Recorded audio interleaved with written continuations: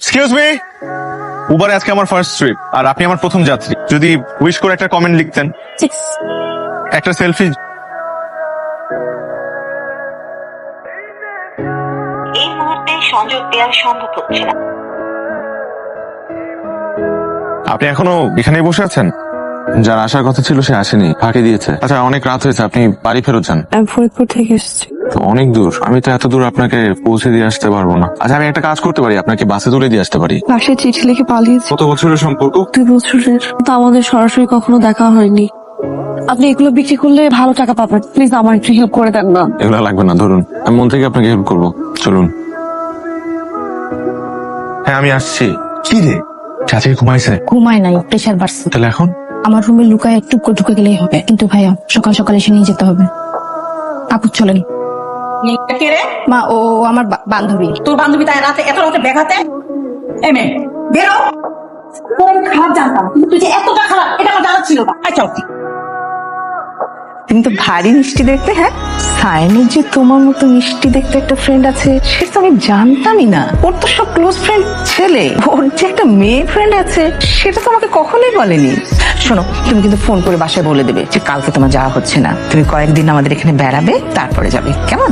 হাত মুখ ধুয়ে নাও, আমি তোমাদেরকে খাবার দিই। হ্যাঁ, থ্যাংক ইউ তোমাকে। তুমি না থাকলে যে আমার কি হতো। Thank you.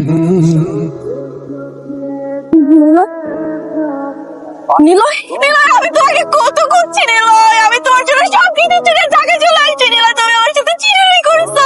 কেন করছো এটা নিলয়? নীলয় যদি কখনো তোমার সামনে এসে দাঁড়ায়, তুমি কি করবে?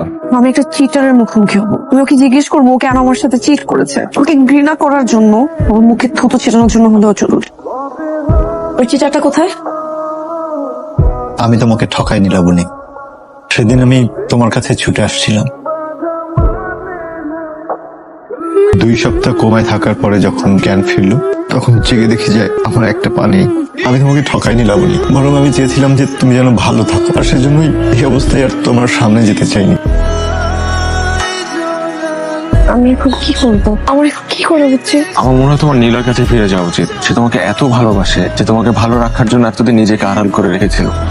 তুমি নীলয়ের কাছেই যাও। তুমি কি কথাগুলো মন থেকে বলছো? মন থেকেই বলছি, আমিও তোমাকে সত্যিই ভালোবাসি। তোমার তার কাছেই ফেরত যাওয়া উচিত যে তোমাকে বেশি ভালোবাসে।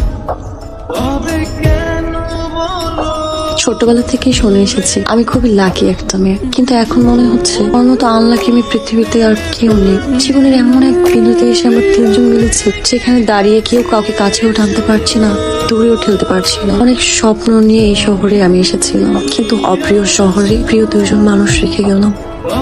ভালো থেকো তোমরা, নিজের খেয়াল রেখো।